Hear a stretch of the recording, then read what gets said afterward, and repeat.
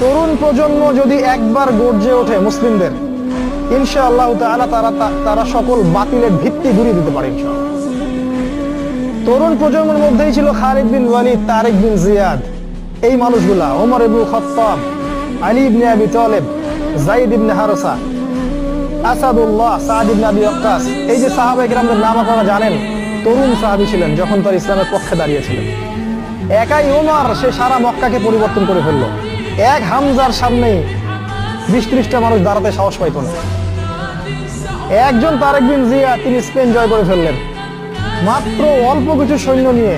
মোহাম্মদ বিন কাসিম আমাদের এই ভারতীয় উপমহাদেশ জয় করলেন। এখন আপনি মুসলিম হয়ে এখানে বসে আছেন।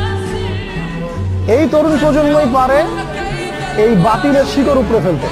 এই জন্য মাসিহুদ দাজ্জাল এবং তার অনুসারীরা খুব ভালো করে জানে যে মুসলিম তরুণ প্রজন্মকে যদি আমরা আটকাতে না পারি, তাহলে আমাদের ভবিষ্যৎ খারাপ আছে।